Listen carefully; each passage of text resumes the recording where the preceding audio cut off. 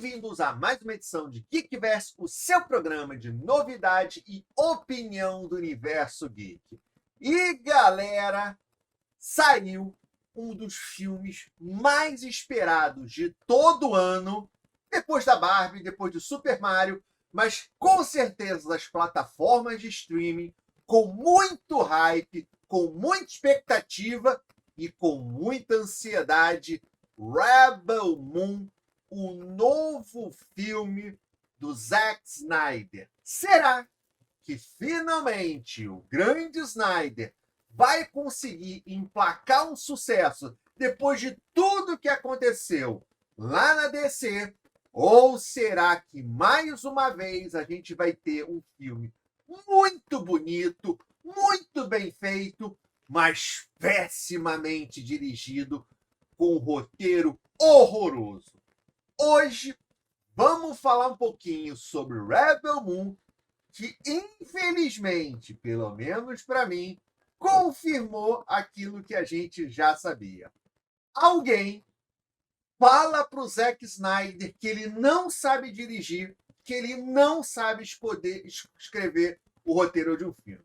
Mas, galera, antes de continuar, fazer um pedido para vocês, porque agora, aqui no YouTube, o mais importante é o engajamento. E quanto mais vocês interagem com o conteúdo aqui do canal. Então, se você gostou desse vídeo, se você gosta do canal, não esqueça, deixa o seu like, escreve um comentário e o mais importante, ativa as notificações ali no sininho. Mas não adianta ativar algumas notificações personalizadas, tem que ativar todas as notificações. Então, não esqueça, galera, like no vídeo, se inscreve no canal e ativa as notificações. Mas então, lançou finalmente Rebel Moon, o novo filme tão aguardado do Zack Snyder na Netflix. E eu literalmente acabei de assistir o filme há 10 minutos atrás e queria muito conversar com vocês. Galera, não se preocupa que eu não vou falar sobre spoilers nenhum do filme, eu não vou atrapalhar a sua experiência quando vai assistir. Eu só vou fazer a minha análise do que eu achei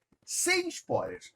Até porque, para ser sincero, o filme ele não tem uma história. Galera, antes de entrar numa análise sobre direção, fotografia, atuação, cara, eu fico. É muito estranho você assistir um filme do Zack Snyder, porque eu sempre tenho a mesma sensação. E eu até queria saber se vocês têm essa sensação. Porque eu acabei de ver o filme, a minha esposa até perguntou: pô, você não gostou do filme porque ele lembrava muita coisa de Star Wars? Ela até falou no meio do filme assim: esse filme é do Star Wars, né? Porque o filme, ele tem tudo que eu gosto no cinema. Ele tem tudo para ser um filme que eu ia adorar. E eu tenho certeza que ele tem tudo para ser um filme que muitos de vocês vão adorar. Muitos de nós da cultura geek, cultura nerd, iam gostar. É uma ficção científica misturado com fantasia, um space opera, batalhas espaciais, grandes impérios lutando, sabe? Viagem por planetas, aquele mix de Warhammer com Star Wars e space opera, aquela coisa Duna, sabe? Tudo aquilo misturado que no papel poderia sair um projeto sensacional. Aí quando termina, você fica com aquela pulga atrás da orelha. Cara, será que eu gostei? Será que eu não gostei? Porque ele tem coisas muito legais, mas ele tem coisas muito ruins, sabe? Ele é muito 880, como são todos os projetos do Zack Snyder. É impressionante. Ele não consegue fazer um projeto bom, quer dizer, há algum tempo, né? Porque no início da carreira, ele até fez algumas coisas muito boas, né? Ele não consegue fazer um projeto bom, ótimo ou muito ruim. Ele sempre tem partes positivas e partes muito negativas. Esse é o problema. Porque a gente pode pegar até aqueles filmes que a gente mais gosta, sempre tem um pequeno probleminha. Não, também os melhores filmes, os clássicos do cinema, como Star Wars, como Cidadão Kane, como os grandes clássicos do cinema, são filmes muito bem feitos. Mas você pegar um filme que tem partes que a gente pode até dizer assim, brilhantes também seja um exagero, mas muito boas e muito ruins, é difícil você conseguir. E o problema do filme é exatamente a marca do Zack Snyder. Visual maravilhoso, fotografia maravilhosa, direção de atores terrível e roteiro muito ruim. A impressão que eu tenho é que o Zack Snyder ele se preocupa muito mais em fazer um visual bonito, fazer a cena bonita, do que fazer a cena coerente, fazer a cena ter sentido. Ele não se importa se o que está passando na tela ele está engrandecendo a história do filme, se ele está explicando a história do filme, se ele está tornando o roteiro do filme, a narrativa do filme melhor, está engrandecendo a narrativa do filme, ou se está apenas ficando fazendo uma fotografia bonita. Ele só se preocupa com fotografia. Eu espero um momento, sinceramente, que alguém vai chegar para o Zack Snyder e falar: meu amigo, olha só, você é um cara muito talentoso, você parece ser um cara muito gente boa, só que você não é um diretor e, principalmente, você não é um roteirista. Você é um diretor de fotografia. Diretor de fotografia é quem faz a imagem do filme. Resumindo aqui, quem faz a imagem é quem decide como é que vão ser as cenas, como é que vai ser filmada, qual ângulo que você vai usar. Ele é perfeito nisso. Agora, na direção, ele sempre peca. E no roteiro, pior ainda, quando ele vai escrever o roteiro, sempre sai uns negócios malucos. Porque quando eu terminei o filme, sinceramente, mais uma vez, sem falar spoilers, eu fiquei pensando, cara, isso aqui não é um filme. Isso não é um filme. Isso é uma sequência de momentos com imagens bonitas. É uma junção de sequências não conexas de imagens bonitas. Porque qual que é a história do filme, sem contar spoilers? Basicamente, existe um grande império que domina diversos planetas no universo, né? E aí teve o rei que dominava esse grande império, ele morreu, teve uma sucessão. E quando o rei morreu, vários planetas começaram a tentar a se rebelar, para tentar se libertar, para voltar a ter uma autonomia. E aí são enviadas naves para conter essas revoluções que estão acontecendo. E a gente vê uma dessas revoluções em que uma nave chega no planeta que nem tem a ver com a revolução, e só que ele acaba atacando aquele planeta, e os membros daquele planeta eles decidem juntar um grupo de foras da lei para defender o planeta contra o Império do Mal. Beleza? Para quem conhece muito cinema, para quem vê muitos filmes, claramente você já vai entender. Isso é uma adaptação de Sete Samurais. Sete Samurais é um filme muito antigo, acho que é da década de 50. É um dos maiores clássicos do cinema, do Akira Kurosawa, um dos maiores cineastas de todos os tempos japonês, do mundo, mas ele é japonês. Mas um dos maiores cineastas de todos os tempos, que ele fez um filme que acabou criando um gênero, que é o gênero dos Sete Samurais. O que é o gênero dos Sete Samurais? É basicamente essa história de um pequeno grupo, um vilarejo, uma cidade sendo atacada, e você tem que juntar um grupo dos misfits. Misfits seriam desajustados, ou pessoas fora da lei. Você tem que juntar um grupo totalmente heterogêneo, totalmente diferente, para defender aquele vilarejo. Essa narrativa, esse tipo de filme, fez tanto sucesso que várias outras obras eles fizeram adaptações dos Sete Samurais.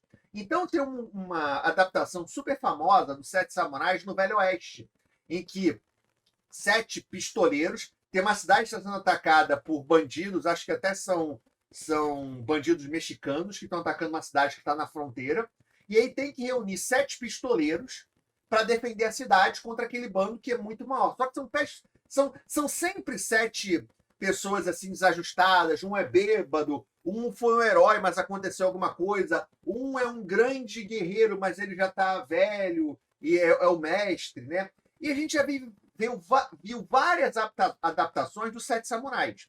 Claramente é uma adaptação desse estilo dos Sete Samurais, só que no espaço. E mais uma vez, tinha tudo para funcionar. Tem até um filme também de fantasia da época que eu era adolescente. Eu não vou lembrar o nome agora desse filme, porque esse filme não fez muito sucesso. Mas é os Sete Samurais no espaço, que é um planeta que é atacado por um pirata espacial, e ele tem que reunir 7 naves para defender. E aí tem um que é uma nave de uma valquíria, que ela tem que se mostrar para o seu povo, que é uma grande guerreira, só que ela é pequenininha, então a nave dela é pequenininha. Aí tem um que são os 3 aliens que comandam a nave juntos. Quem é da minha idade vai lembrar desse filme que ele passava na sessão da tarde toda hora. É Sete Samurais também. Então, ele fez uma adaptação de Sete Samurais para fantasia. E tinha tudo para funcionar. O problema é que não é um filme. Por que eu estou falando que não é um filme? Uma das coisas que funciona do filme dos Sete Samurais é que você tem sete samurais, não precisam ser sete, nesse filme também são sete. Você tem sete que são pessoas completamente diferentes, mas o legal é a interação entre eles. É você ver que aquele bêbado, ele não é bêbado à toa, ele ficou bêbado porque aconteceu alguma coisa com ele no passado. Aí, se eu te perguntar agora, o que você achou dos sete guerreiros que vão defender o vilarejo? Qual que você achou mais legal? Galera, eles não trocam duas palavras entre eles. Eles não conversam. Eles não conversam nem com a protagonista e nem entre eles. A gente não tem a menor ideia de quem eles são. Por quê? Porque para o Zack Snyder não importa quem eles são. Não importa a história deles, não importa o background deles, de onde eles vieram, por que eles querem lutar contra o Império. O que importa é que eles fiquem bonitos na tela. O que importa é mostrar aquela cena, que não é spoiler, porque isso apareceu nos trailers, do Tarak, que é aquele de cabelo comprido. Eu só sei o nome dele. Só sei, literalmente, só falam o nome dele na série, no filme inteiro. No final, eles até revelam mais um pouquinho dele.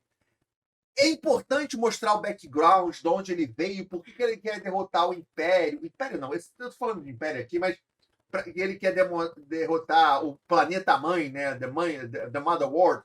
Por que ele quer derrotar o planeta? Não. O importante é botar aquela cena dele correndo, aí pulando em cima da águia, daquele bicho voador lá que ele controla, pulando em cima. Ele passa mais tempo correndo ou montado em cima daquele pássaro do que conversando, falando. O Kai, que é logo o que aparece bastante também nos trailers, é o primeiro a ser recrutado, literalmente a gente só descobre um pouco dele faltando 20 minutos para terminar o filme. Sabe? Cara, ou o Zack Snyder cortou toda essa parte introdutória de conversa, ou literalmente ele não se importa com isso. E é bizarro que ele fala: não, quando vocês verem a versão do diretor, vocês vão ver que é outro filme. Porra, cara, então por que ele lançou essa versão que não faz o menor sentido? Sabe? Por que lançou essa versão que você fica assim: o que é isso? Não é ruim, não é inassistível. Tipo, o que é isso? Sabe? Isso é uma história? Isso é um filme? Isso é um videoclipe? Às vezes parece muito mais um videoclipe de cenas que vão passando, sem diálogo. Sabe? A cena tá sendo jogada na tela.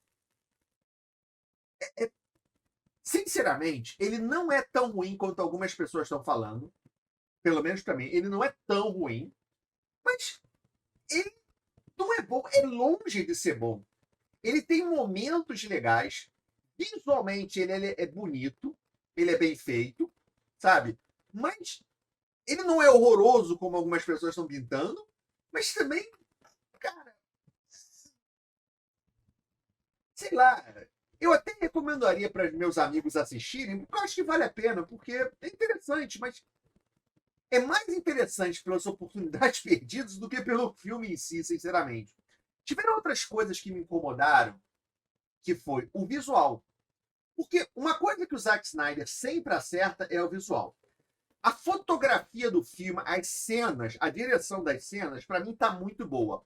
Agora me incomodou que eles viajam por vários planetas, mas todos eles, tirando um, me passa uma sensação da mesma coisa. É tudo laranja. É tudo laranja, sabe?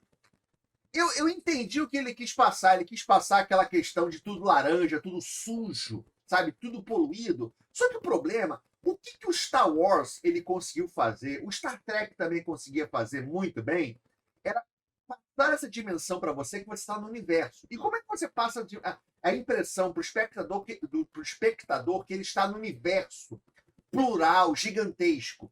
Porque cada semana você está num planeta e cada planeta é totalmente diferente. As pessoas são diferentes, as naves, as roupas são diferentes, a atmosfera é diferente, as luas são diferentes. No Zack Snyder é tudo laranja. É tudo laranjão. Ele podia ter usado melhor essa questão de planetas diferentes, fotografia completamente diferente, cores diferentes desses planetas, para mostrar que a gente está realmente num universo, sabe, grande, populoso, com pessoas diferentes. É tudo meio que chapado. É a primeira vez que eu não gosto muito das colorações, das cores que o Zack Snyder usa.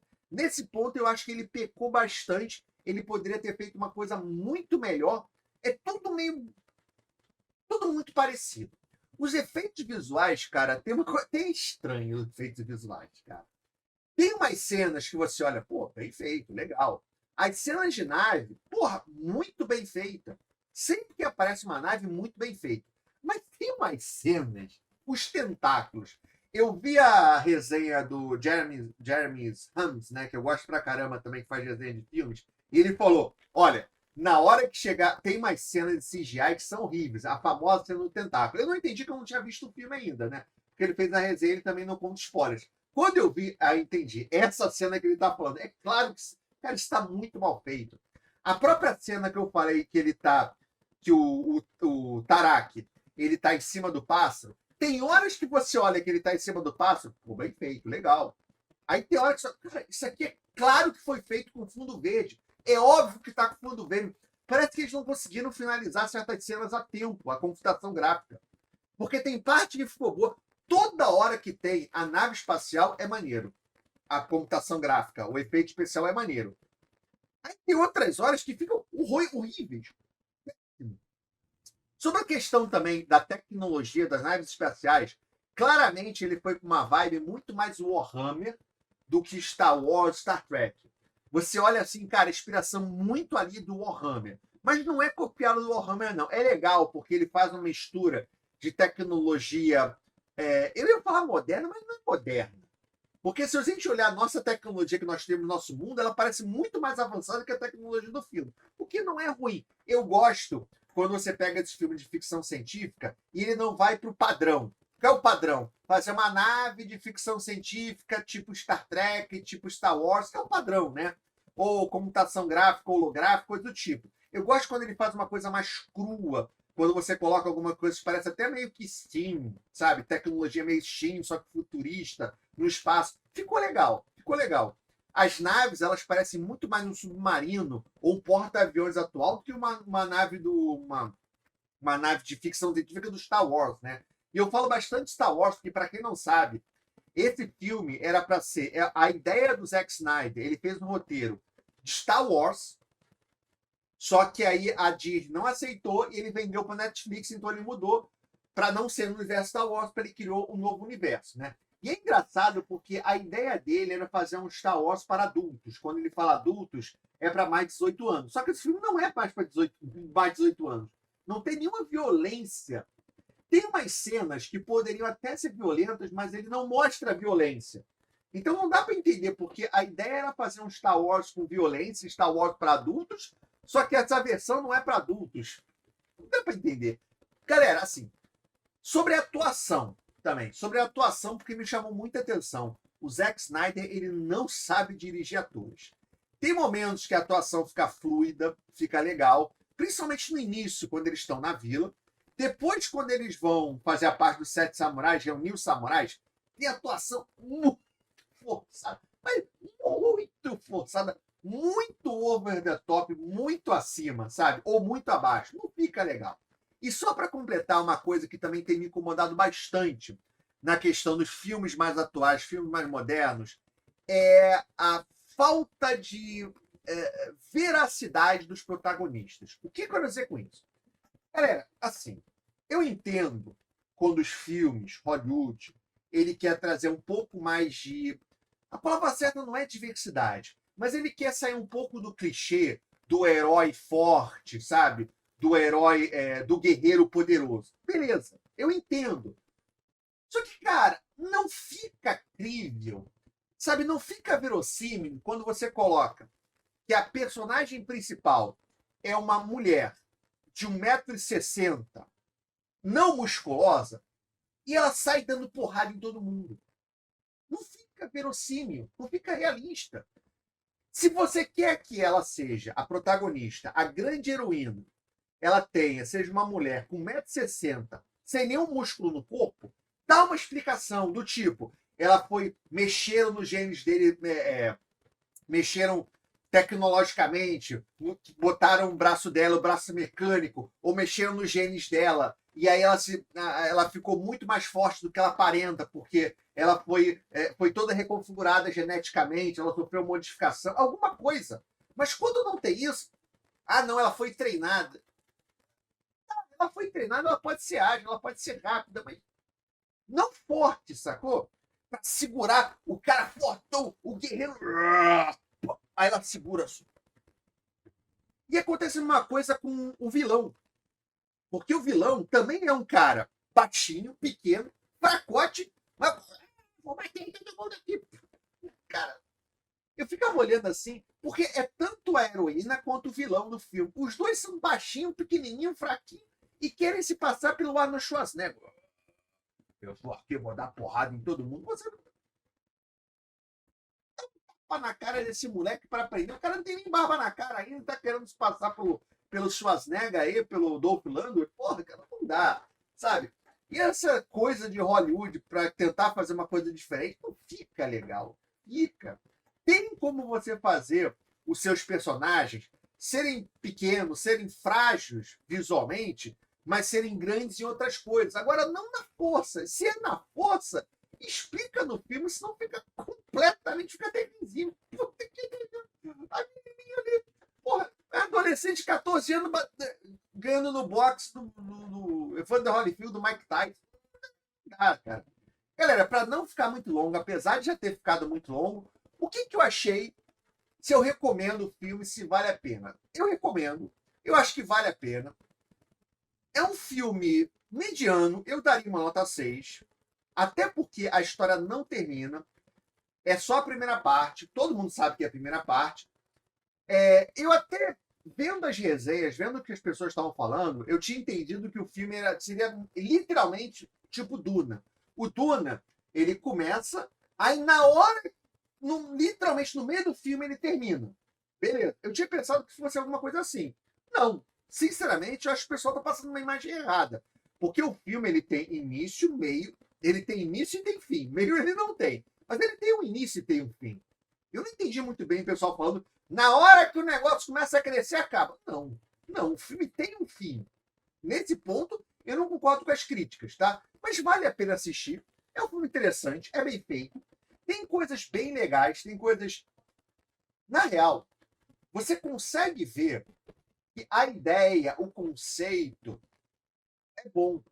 Na mão de um diretor bom e na mão de um roteirista bom, ou roteiristas bons, poderia ser um puta de um filme. Poderia ser um puta de um novo universo que a gente teria filmes, séries, RPG, videogames, a gente teria um puta novo universo para a gente se divertir, como é o Warhammer, como é o Warcraft, como é o Star Wars. Eu tô falando mais famoso, não que esteja no mesmo nível, mas poderia ser uma coisa muito legal. Agora, da maneira como foi feito, principalmente pela direção e pelo roteiro, não, não. Eu vou assistir o 2, com certeza absoluta, eu vou assistir o 2, até para ver se eles conseguem melhorar no 2, ou se vai ter os mesmos problemas, vai continuar a mesma atuada de que foi o Rebel Moon 1, tá? Filme nota 6, mas eu recomendo assistir. Não é tão ruim como algumas pessoas estão falando, e sinceramente não estou vendo ninguém falando que é bom, mas também eu não achei tão ruim quanto algumas pessoas estão falando assim, não, tá bom? É isso, galera. Tava muito na expectativa, mas já sabia que vindo do Zack Snyder era uma coisa estranha e foi exatamente o que eu estava esperando, tá bom? É isso. Para completar, eu quero muito saber a opinião de vocês.